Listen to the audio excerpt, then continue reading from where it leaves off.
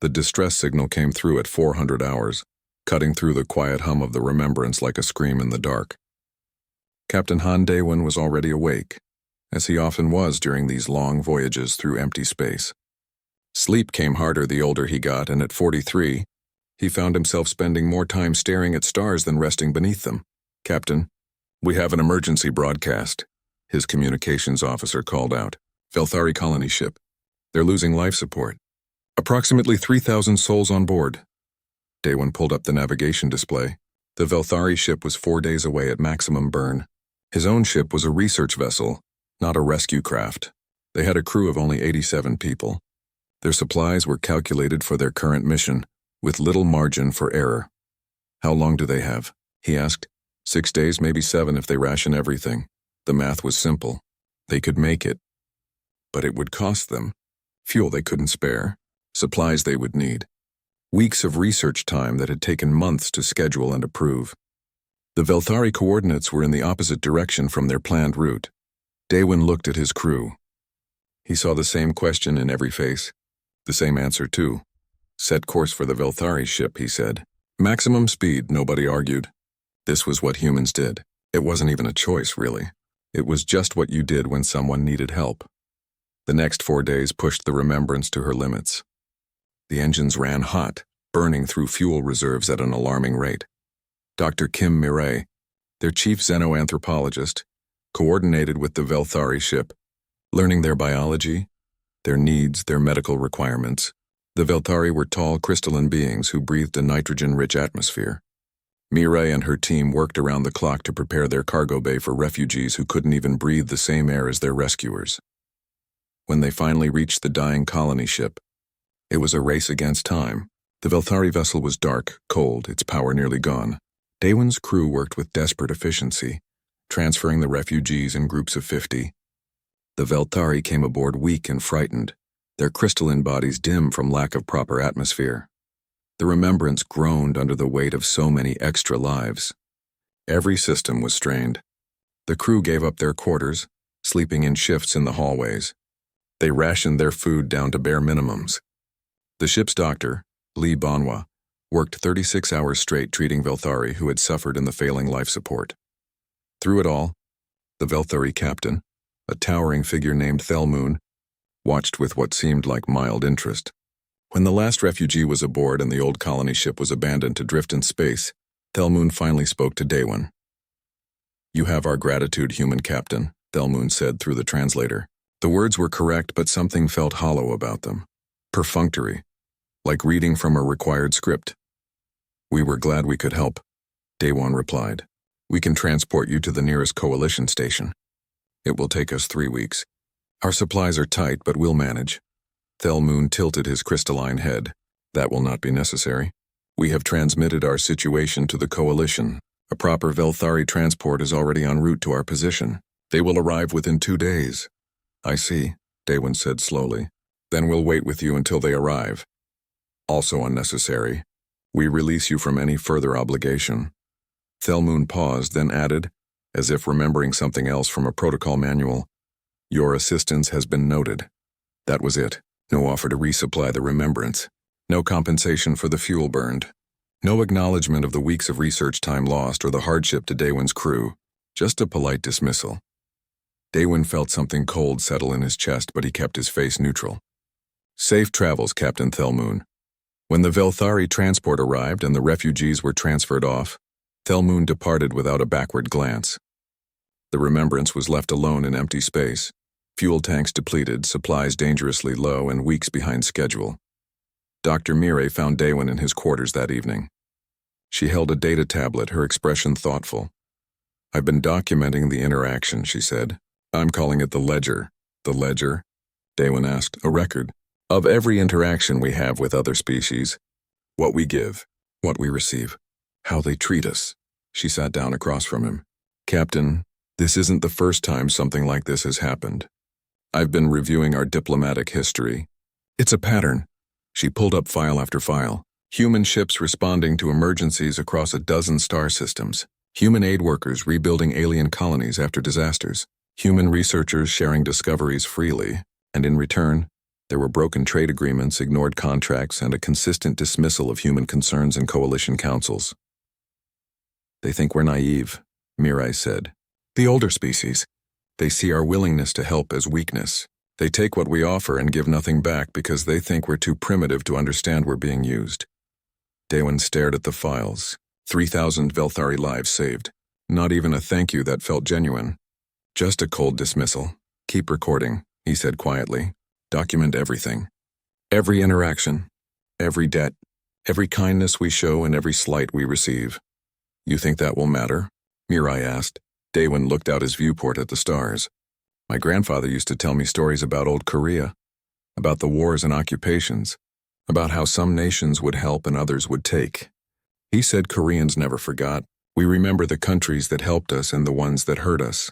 Generations later, we still remember. He turned back to Mirai. Humans remember, Doctor. It's what we do. We remember everything. 3 months later, Ambassador Park Jin-ho stood before the Coalition Council on the great station above the capital world of Nexus, Prime.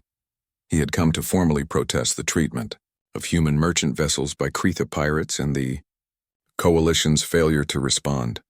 The council chambers were vast, designed to hold representatives from 847 different species. Park felt very small standing at the speaker's podium, looking up at the ancient beings who governed galactic civilization. The Terran Federation requests immediate action, Park said, his voice steady despite his nervousness. 17 human ships have been raided in the past year. Crews killed, cargo stolen. We have provided evidence, testimony, and tracking data, yet no Kretha vessels have been detained. No justice has been served. The Council's response came from Elder Vox, a being so old that his species' homeworld had been dead for 3,000 years. His form was barely corporeal, just energy held in a containment field. Ambassador Park, Vox's voice resonated through the chamber. Humanity is young. You must understand that the galaxy operates on scales of time and justice that may seem unfamiliar to you. The Kretha are a warrior culture. Such incidents are part of the natural order. You must learn to be more flexible, more forgiving. Forgiving. Park's hands clenched at his sides. 17 ships, over 200 human lives. You are keeping score, another council member said. A creature of living crystal not unlike the Velthari. This petty accounting of wrongs. It is beneath the dignity of a civilization that wishes to join the greater galactic community. You must evolve beyond such primitive grudge-holding. Park looked around the chamber. He saw dismissal in every alien face. They thought humans were children playing at politics. They thought human complaints were the tantrums of an immature species that would eventually learn to accept the way things were. I see, Park said quietly. Thank you for your time, Council. As he left the chamber, Park activated his personal communicator. Dr. Kim? Ambassador Park, I need to see the ledger. All of it. That night, Park sat in Mirai's office, scrolling through thousands of entries. Every interaction humanity had experienced with the Coalition. The pattern was undeniable. Humans gave. Aliens took. Humans asked for fairness. Aliens dismissed them. They think we'll forget, Park said. They think we'll move on like they do. They've forgotten what it means to remember. Mirai nodded. Every civilization in the Coalition has left their past behind. They evolved beyond history. They don't keep records like this anymore. They see it as primitive. Park smiled, but it was not a warm expression. Then they're going to learn something about primitives. We remember. We always remember. And someday the bill will come due. On Earth, in a secure facility beneath Sol, the ledger continued to grow. Every debt carefully recorded. Every slight documented with perfect precision. Humans did not forget. They never forgot. The galaxy would learn this lesson. Eventually, when it was far too late to matter. 5 years passed like pages turning in a book. Captain Han Daewon was now Admiral Han Daewon, commanding the defense fleet protecting humanity's outer colonies. His hair had gone gray at the temples, and the weight of command had added lines to his face that hadn't been there before. The remembrance was gone, retired after giving her final years to human expansion. Daewon missed that old ship sometimes. She had been small, outdated, and cramped, but she had been his. Now he commanded the Eternal Vigil, a proper warship, though. Humans still lagged behind the older species in military technology. The Coalition barely noticed humanity's military expansion. Why would they? Humans were still young, still learning, still harmless. That was the first mistake the galaxy made. Captain Lee Hee-jin ran a merchant route between the human colonies and the neutral trade stations that dotted the frontier. Her ship, the Morning Prophet, was small but fast. She carried basic goods: food synthesizers, medical supplies, entertainment modules. Nothing valuable enough to attract attention. Or so she thought. The Kretha attack came without warning. One moment she was running through normal space, her crew of 8 monitoring systems and chatting about shore leave.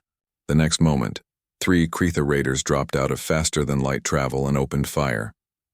The Morning Prophet had no weapons. Merchant ships didn't carry them. Coalition law prohibited it, claiming that armed vessels would only escalate conflicts. Hee-jin screamed for help on every frequency, broadcasting her registry and the attack to any coalition ship in range. No one came. The Kretha boarded her ship with brutal efficiency. Hee-jin watched from the bridge as her crew was cut down one by one. Her navigator Park Sung-ho died trying to protect her. Her engineer Kwon Ji-woo was shot in the back while trying to escape. Young Kim Tae-young, barely 20 years old on his first voyage, was killed begging for his life. Hee-jin only survived because she managed to lock herself in the emergency escape pod and jettison before the Kretha found her. She floated in that tiny pod for 3 days, watching through the viewport as the raiders stripped her ship clean and left it to drift, a hollow corpse in the void. A coalition patrol vessel eventually picked her up. She was dehydrated, in shock, and burning with a cold rage that wouldn't let her sleep. At the coalition security station, she gave her report to a bored Velthari officer, who barely looked up from his datapad. "And you witnessed these raiders attacking your vessel?" the officer asked. "Yes. 3 ships. Kretha design. I have their signatures recorded in my pod's black box." "And did you identify which specific Kretha clan they belonged to?" "No, I was too busy watching them murder my crew," Hee-jin said, her voice shaking. The officer made a note. "Without specific identification, we cannot pursue charges. The Kretha have many independent operators. It would be inappropriate to blame an entire species for the actions of a few individuals. They killed 8 people. I understand you are upset. However, without proper evidence and identification, this matter is closed. I suggest you file an insurance claim with your human authorities." That was it. The interview was over. Her crew was dead and the galaxy didn't care. Hee-jin made it to the bathroom before she vomited. Then she cried. Then she stopped crying because tears didn't bring anyone back and they didn't pay debts. She contacted Earth the next day. Not the official government channels. She called Dr. Kim Mirai directly. "I need to know if anyone is keeping count," Hee-jin said when Mirai answered. "I need to know if anyone is remembering what they're doing to us." Mirai's face on the screen was grave. "We're counting, Captain Lee. Every single incident. Would you like to see?" What Mirai showed her made Hee-jin's blood run cold. The ledger had grown massive. It was no longer just a database, it was a monument. A towering record of every interaction between humanity and the galaxy. 847 Kretha raids on human vessels. 233 human deaths. Thousands of tons of cargo stolen. Not one Kretha arrested. Not one piece of stolen property recovered. But that was just the Kretha. The Velthari had broken 2,300 trade contracts with human companies. The Ixlathi had stolen human medical research and patented it as their own. The Drexel had claimed 3 human colony worlds, forcing settlers to relocate at gunpoint while coalition peacekeepers watched and did nothing. The list went on and on. Every species in the coalition had wronged humanity in some way. Some debts were small, a broken promise, an ignored message. Others were enormous. Lives lost, worlds stolen, trust betrayed. "Why?" Hee-jin asked. "Why do they keep doing this to us?" Mirai pulled up another file. "Because they think we're weak. They think we'll forget." Every other species in the coalition evolved past their history. They don't keep records like we do. Their cultures prioritize moving forward, forgetting the past, letting go of grievances. They think we're primitive for remembering. What are we going to do about it? Right now, we're recording. We're documenting. We're building a case. Mirai leaned forward. Captain, humanity has a long memory. We remember the Mongol invasions. We remember the world wars. We remember every kindness and every cruelty for generations. These aliens think our memory is a weakness. They're wrong. Hyejin felt something settle in her chest. Not peace exactly, but purpose. Put my crew in the ledger. Every name. What happened to them? Who did it? Already done, Mirai said softly. Park Sung-ho, Kwon Ji-woo, Kim Tae-young, An Min-seo, Baek Ji-won, Choi Yuna, Han Soo-jin, and Jung Min-ji. They're remembered. They all are. Director Choi Min-ho ran the ledger now. It had grown beyond a simple database into something that required a full staff and a dedicated facility. The Terran Historical Archives occupied an entire mountain complex in northern Canada, far from prying eyes and curious aliens. Min-ho was 58, a former intelligence officer who understood the value of information. He oversaw a team of 300 researchers, analysts, and historians who did nothing but document humanity's interactions with the galaxy. Every trade agreement, every diplomatic exchange, every act of kindness humanity performed, and every betrayal humanity suffered. All of it went into the ledger, cross-referenced, verified, and stored with redundant backups scattered across every human world. When Admiral Daewon visited the facility, Min-ho gave him a tour. We track everything, Min-ho explained, as they walked through rows of quantum servers. Not just the major incidents. We track patterns, cultural attitudes, economic exploitation. We can show you exactly how much value humanity has given to the galaxy versus how much we've received in return. And the answer? Daewon asked. We've given 170 trillion credits worth of aid, technology, and resources. We've received approximately 4 trillion in fair exchange. The rest was either stolen, taken without compensation, or provided under fraudulent contracts that were never honored. Daewon stopped walking. 170 trillion, give or take a few billion, and that's just the quantifiable economic value. It doesn't account for lives lost, opportunities stolen, or the diplomatic humiliation we've endured. Min-ho pulled up a holographic display.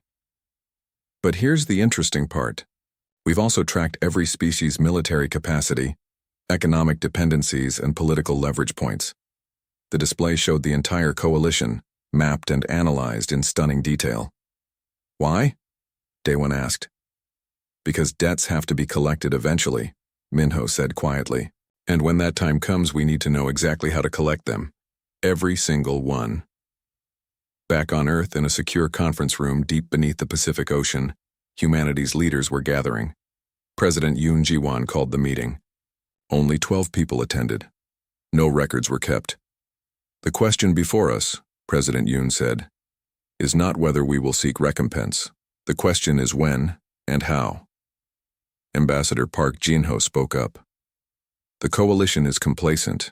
They've had peace for 10,000 years. Their militaries are ceremonial. Their populations have forgotten what conflict means. They think humanity will become like them, forgetful, passive, content to accept whatever scraps we're given. They're wrong, said General Kang Soo-min, the head of humanity's military forces. We've been quietly building up our forces for 5 years. We've studied every war they've forgotten. We've learned from every conflict in human history. We're not as technologically advanced as them, but we remember how to fight. They don't. Admiral Daewon cleared his throat. Are we talking about war? No, President Yoon said firmly. We're talking about justice. War is what you wage when you want to destroy your enemy. Justice is what you pursue when you want to teach them a lesson they'll never forget. Dr. Kim Mirai pulled up the ledger on the main display.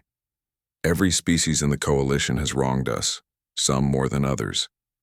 But they all share the same fundamental flaw. They think the past doesn't matter. They think that because they've moved beyond history, everyone else has too. They're about to learn how wrong they are. So we wait, Park said. We wait for the right moment, and we make sure that when that moment comes, we're ready to present them with the full bill. How long? Someone asked. President Yoon smiled. and it was not a kind expression. Until they need us. Until they're desperate. Until they have no choice but to accept our terms. These aliens taught us that the galaxy doesn't reward kindness. The invasion came on a Tuesday. Nobody in the coalition had expected it. They had been so comfortable, so safe for so long. 10,000 years of peace had made them soft. Their weapons were old. Their warriors were historians. Their fleets were for ceremony, not combat. The Kreth Empire came from beyond known space, from a region the coalition had never bothered to explore. They came with ships that moved faster than coalition vessels could track. They came with weapons that cut through shields like they weren't even there. They came with an army that remembered how to fight. The first coalition fleet sent to stop them was destroyed in 47 minutes. Admiral Han Daewon watched the battle reports from his office on the Eternal Vigil. He was 63 now, planning to retire soon. That retirement would have to wait. The coalition's second fleet lasted 3 hours. The third fleet retreated without engaging. Within 2 weeks, the Kreth had conquered 17 coalition worlds. Within a month, they had pushed deep into coalition space, and the ancient civilizations were panicking. They sent diplomatic envoys. The Kreth killed them. They offered tribute. The Kreth took it and kept attacking. They begged for mercy. The Kreth had no concept of mercy. For the first time in 10,000 years, the galaxy remembered what war felt like. President Yoon Ji-won was 71 years old and had been waiting for this moment for 6 years. When the coalition's emergency meeting was called, Earth sent her as humanity's representative. She took her time getting to the council station. Let them wait a little longer. The council chambers were in chaos when she arrived. Representatives from 847 species all shouting at once, arguing about strategies they didn't understand, calling for military actions they couldn't execute. Elder Vox, the ancient being who had dismissed human complaints years ago, looked diminished now. Afraid. President Yoon waited for a gap in the noise. Then she spoke, her voice cutting through the panic like a knife. The Terran Federation is prepared to assist the coalition against the Kreth threat. Silence fell. 847 species turned to look at the human. You? Elder Vox's voice trembled. What can humanity possibly offer? You are the youngest species here. You have no advanced weapons. Your fleet is tiny compared to ours, Yoon smiled. We have something better than advanced weapons. We have memory. We remember how to fight. We remember tactics and strategies that you've forgotten over 10,000 years of peace. We've studied every war in our history and yours. We know how to win. Then help us, a Kretha representative shouted. Deploy your fleet immediately. Of course, Yoon said pleasantly. But first we need to discuss payment. The word hung in the air like a bomb. Payment? The Velthari representative, a crystalline being who reminded Yoon uncomfortably of Captain Thel Moon from old reports, stood up in outrage. You would demand payment while the galaxy burns? This is about survival. About civilization itself? Yes, Yoon agreed. It is. Which is why the price is so high. She activated her data display. The ledger appeared massive and complete, hovering in the air above the council floor. Every debt, every broken promise, every act of exploitation, documented with perfect precision. The Velthari Dominion, Yoon began reading from the display, owes humanity 3,000 lives from incident VL-01 in the year 2347, when Captain Han Daewon of the Remembrance rescued a Velthari colony ship. Fuel and supplies provided with no compensation, 14 million credits. Further incidents. She scrolled through the list. Total Velthari debt to humanity, 473 billion credits plus compound interest over 8 years. The Velthari representative made a choking sound. Yoon continued. The Kretha clans owe humanity for 847 raids on merchant vessels. 233 human lives lost. Cargo value 62 billion credits. Additional damages and suffering 1 trillion credits. She moved through the list systematically. Every species, every debt. The numbers climbed higher and higher. Some species owed millions, others owed trillions. All of them had wronged humanity in ways large and small, and humanity had recorded every single one. You're insane, someone shouted. These are old grievances. Ancient history. 8 years is ancient history. Ambassador Park Jin-ho stood up next to President Yoon. He had gray hair now, but his voice was still strong. We tried to bring these grievances to you when they happened. You dismissed us. You told us to evolve beyond such primitive scorekeeping. Well, we kept score anyway. Elder Vox's form flickered with agitation. We cannot pay these amounts. You're asking for resources that would bankrupt entire species. We're not asking, Yoon said coldly. We're presenting the bill. You have two choices. Accept our terms or face the Kreth alone. The council erupted in outrage. Threats were made. Several representatives stormed out. Others tried to negotiate. President Yoon stood silently, waiting for them to exhaust themselves. Finally, a voice cut through the chaos. I remember you. Captain Thelmoon stepped forward. He was older now, his crystalline body showing cracks and wear. He looked directly at President Yoon. Not you specifically, he continued, but I remember the human ship that saved my people. The remembrance. Captain Han Daewon. I was the captain of that colony ship. 3,000 Veltari were dying, and he diverted his entire mission to save us. We gave him nothing in return. The chamber quieted. I thought humans were naive, Thelmoon said. I thought they would forget like we do. Like all the ancient species do. We evolved beyond memory because we thought it made us enlightened. We were wrong, he turned to the council. These humans remember everything. Every kindness and every cruelty. They remember because memory is the foundation of justice. Without memory, there can be no accountability. Without accountability, there is no civilization. Just chaos and power. Thelmoon looked back at Yoon. What are your terms? President Yoon pulled up the treaty document. It was extensive. First, all debts listed in the ledger will be paid in full, though we will accept payment plans over 50 years for species unable to pay immediately. Second, humanity will receive permanent seats on all coalition councils with full voting rights.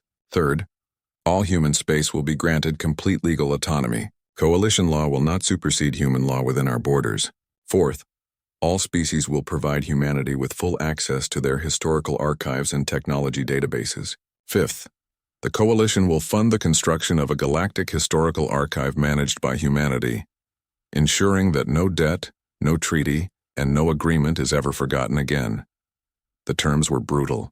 They would reshape the entire political structure of the galaxy. And in exchange? Thelmoon asked. In exchange, humanity will deploy our full military capacity against the Kreth. We will share our strategic knowledge. We will teach you how to fight again. And when this war is over, you will never forget what it means to honor your debts. The council argued for 3 hours. Some species refused to sign. President Yoon politely informed them that their systems were free to face the Kreth alone. They signed in the end. All 847 species signed the Treaty of Accounts. They had no choice. Admiral Daewon received his orders that evening. He read them twice, not quite believing what he was seeing. He was to take command of the entire coalition military. Every fleet, every ship, every soldier from 847 species would answer to him. Dr. Kim Mireille, now humanity's chief cultural advisor, called him after he received the orders. Congratulations, Admiral. You're about to become the most powerful military commander in galactic history. I'm about to lead people who hate us for what we just did, Daewon replied. They don't hate us. They fear us. There's a difference. They're learning that humanity doesn't forgive easily, but we honor our agreements absolutely. We said we would help and we will. We'll save them from the Kreth, and they'll pay their debts. What about the Kreth, after we stop them? Mireille was quiet for a moment. The Kreth are doing what they evolved to do. They're conquerors. But they haven't wronged humanity specifically yet, so they get added to the ledger just like everyone else. We'll treat them fairly. We'll offer them the same terms we offer everyone. Honor debts, respect agreements, and humanity will be your greatest ally. Break your word and humanity will remember for generations. Daewon looked at the strategic reports. The Kreth were powerful, but they were fighting a scattered, disorganized enemy. That was about to change. We'll stop them, he said. Not because we want to, not because we like the coalition species, but because we made an agreement, and humans honor their agreements, even when the other side doesn't. Captain Lee Hyojin received her orders at the same time. She was being recalled from merchant service and given command of a warship. The Reckoning was being refitted with weapons and shields. She would join the human fleet heading to the front lines. When she reported for duty, she found her new crew waiting. Many of them were veterans of merchant service. All of them had lost friends or family to Kretha raids. We're going to war. Hyejin told them. Not for revenge. For payment.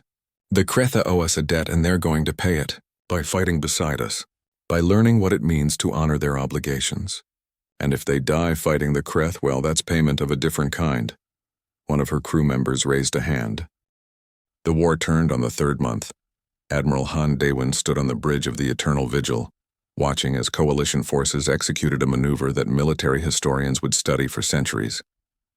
It was called the Seoul Reversal, named after an ancient battle from Earth's Korean War, where outmaneuvered forces had turned certain defeat into victory through unexpected tactics.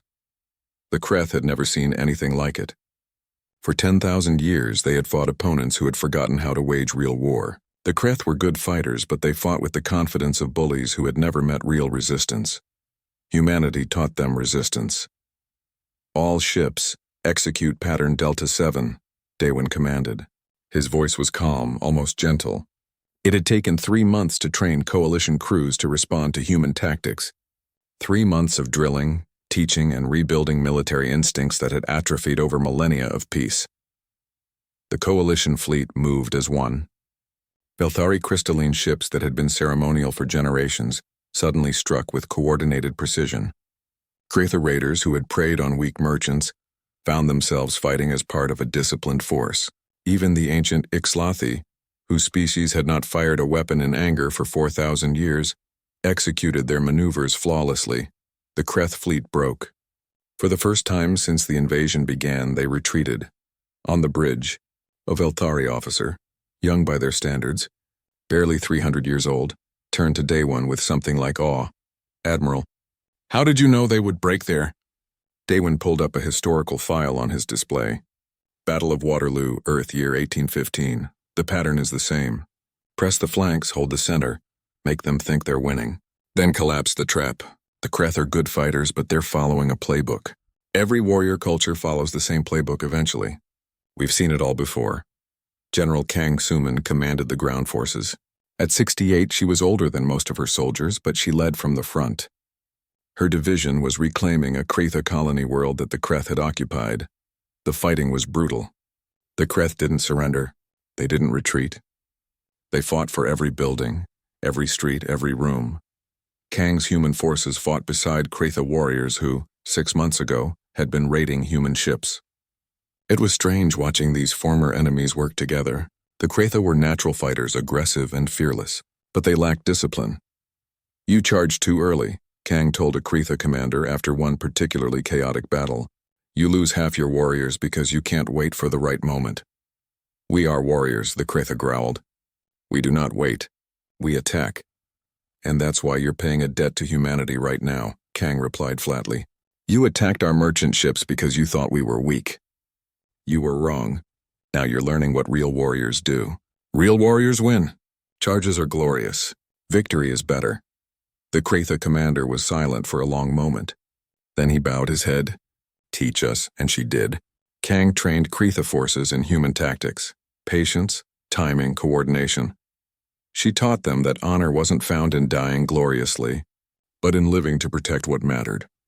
By the end of the campaign, the Kretha warriors under her command had the lowest casualty rates in the entire coalition force.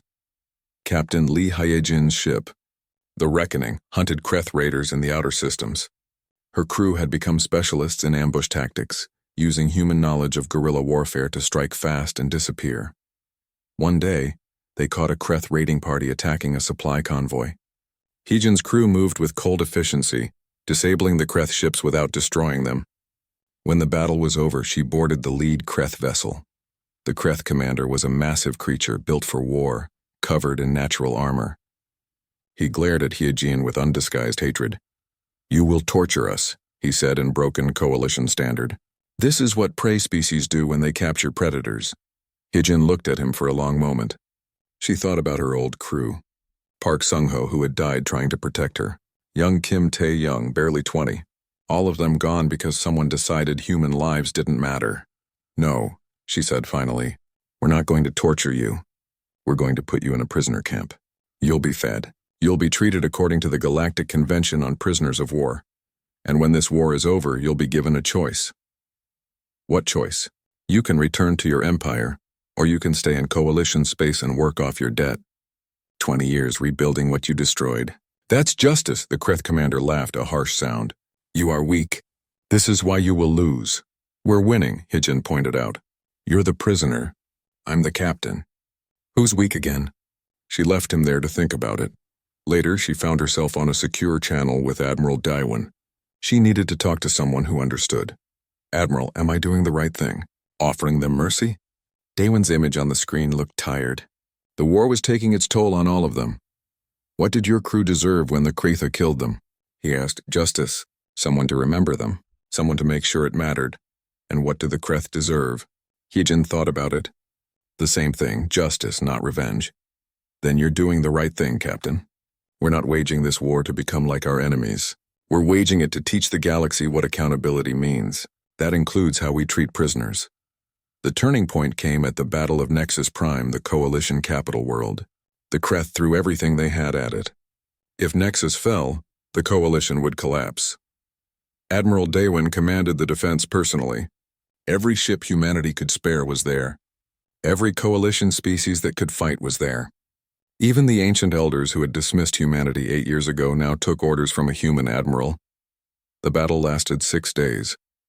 The sky above Nexus Prime burned with weapons fire. Ships died by the hundreds. The casualties were terrible. On the 4th day, Admiral Daewon's ship took heavy damage. The Eternal Vigil was crippled, venting atmosphere, her engines failing.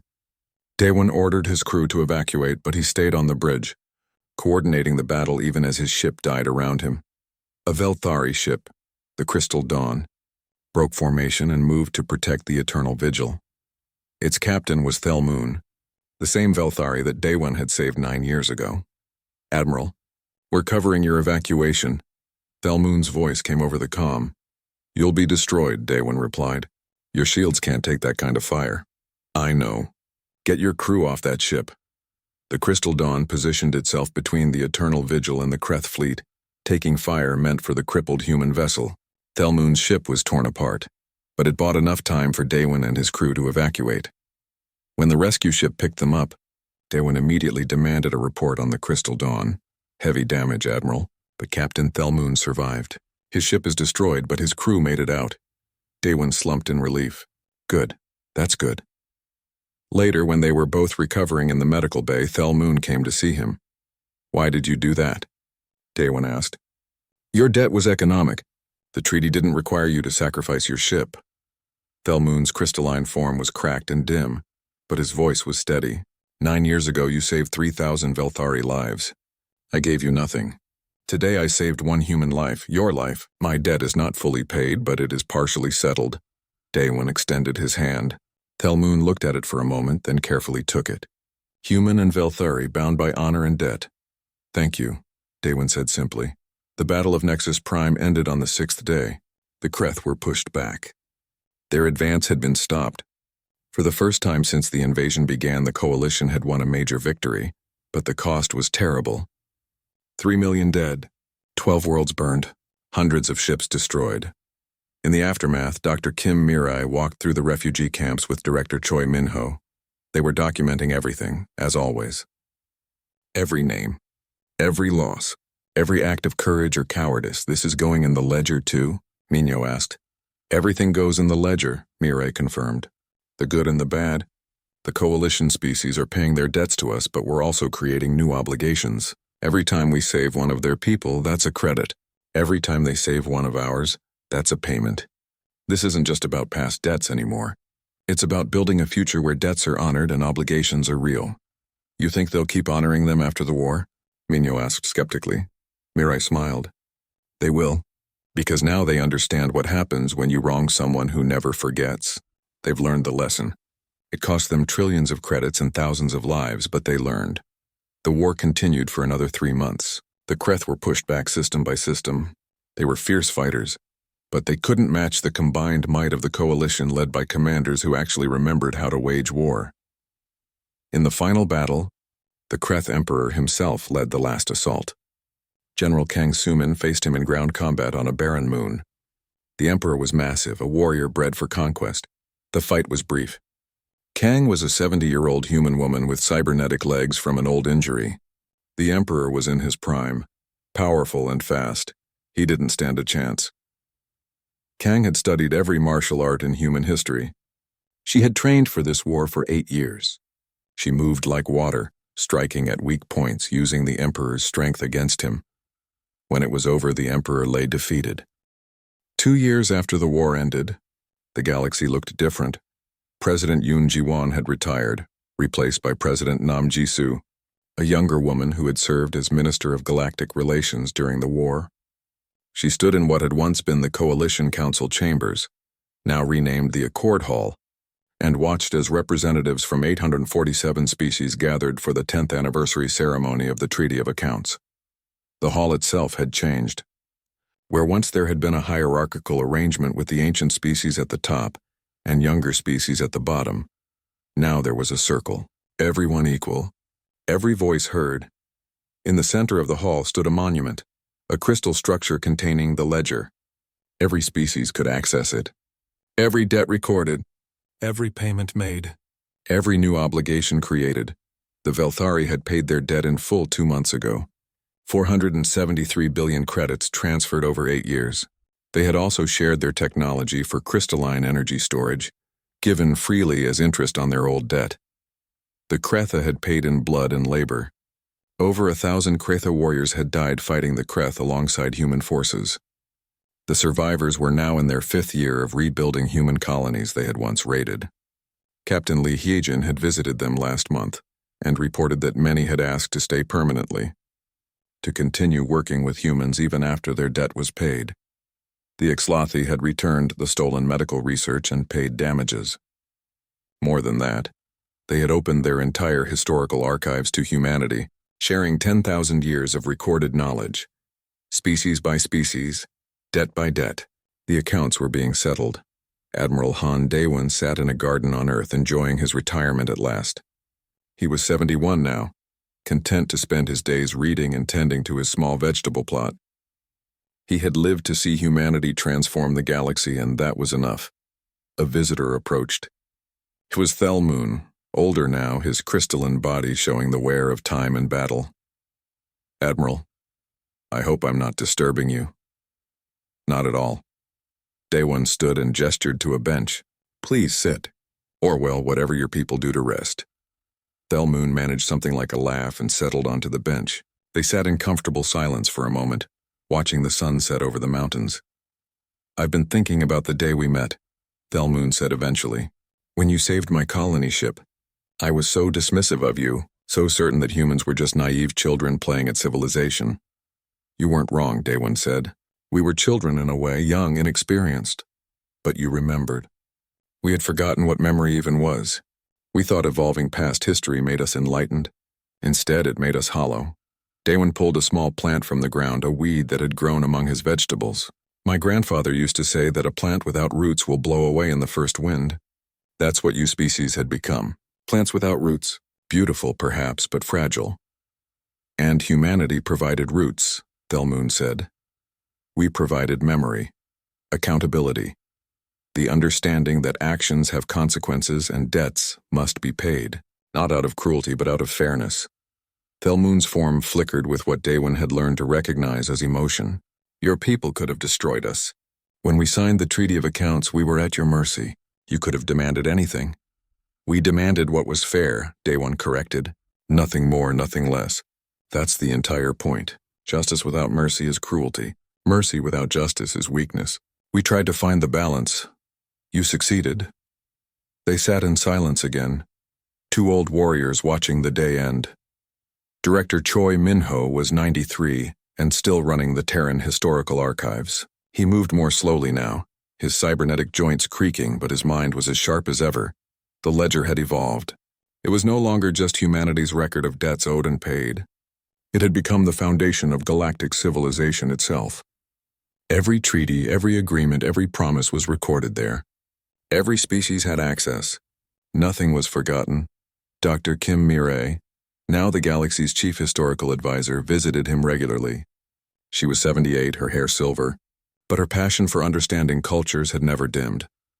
"We're getting requests from over 300 species to implement cultural memory programs," she told Minho during one visit.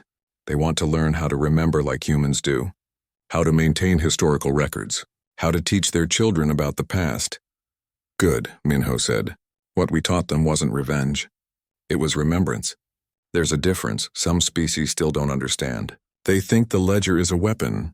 It is a weapon, Minho said.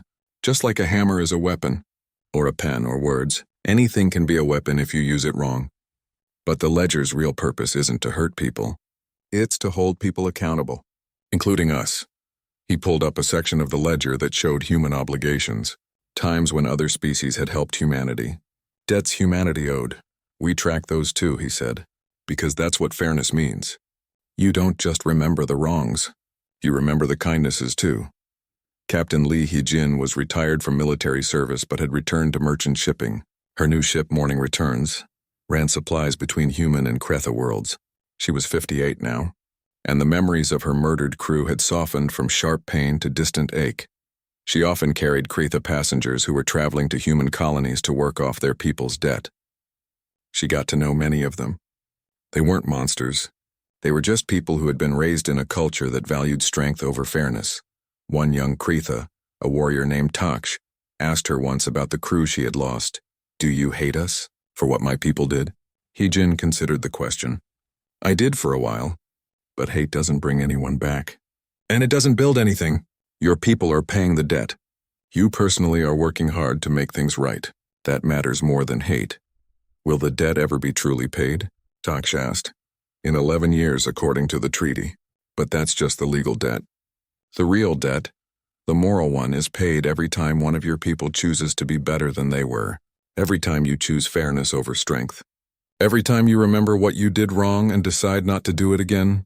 Taksh was quiet for a long time. Then he said, we're learning. It's hard. Our entire culture was about taking what we wanted. But you humans showed us something better. You showed us that strength comes from honoring your word, not breaking it. General Kang Suman was 83 and teaching at the new Galactic Military Academy on Nexus Prime. She taught strategy, tactics, and military history to officers from hundreds of species. Her students were fascinated by human warfare. They studied Earth's endless conflicts with a kind of horrified awe. You fought each other constantly, a young Ixlathi officer said during one class. For thousands of years. How did you survive? We learned, Kang said simply. Every war taught us something. Sometimes what we learned was how to be better. Sometimes what we learned was how to be worse. But we always remembered the lessons. She pulled up a battle from Earth's ancient history. This is the Battle of Thermopylae. 300 soldiers holding off an army of thousands. They lost, but their sacrifice gave their people time to prepare. That's what humans understand, that you're just learning. Sometimes the point isn't winning. Sometimes the point is buying time for others to win. Is that what humanity did for us?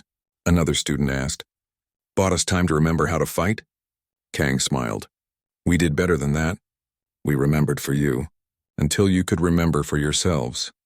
The Kreth Empire had been the most difficult case. They had been conquerors, destroyers, killers.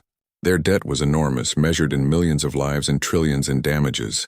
But humanity had offered them the same terms as everyone else. Justice, not revenge. The Kreth Emperor, the one General Kang had defeated, had been tried and found guilty. He was sentenced to 50 years of labor rebuilding what his people had destroyed. He was 67 now, working on a reconstruction project on a Velthari world. Ambassador Park Jin-ho, now 90 and the Coalition's Chief Justice, visited him there. Do you understand now? Park asked. Why we didn't just destroy your empire? The Emperor, stripped of his titles and his armor, working with his hands for the first time in his life, looked at the human with something like respect. You are the strongest species I've ever encountered, he said, not because of your weapons, because of your restraint. You could have annihilated us. You chose not to. That takes more strength than conquest. We didn't choose restraint out of weakness, Park said. We chose it because we understand something you're just learning. Destroying an enemy is easy. Building a friend is hard. But friends are more valuable than corpses. Are we friends now? The Emperor asked skeptically. Not yet. But in 43 years, when your debt is paid, we could be. That's what the ledger teaches. Debts can be paid, trust can be rebuilt, if both sides are willing to do the work. A new incident occurred in 2357. A young species, the Yeloth, broadcast a distress call. Their generation ship had suffered a catastrophic failure. 15,000 Yeloth were dying, and they were nowhere near any major space lanes. The nearest ship was the human vessel Horizon's Promise, captained by Song Yunji, a young woman of 32 on her first deep space command.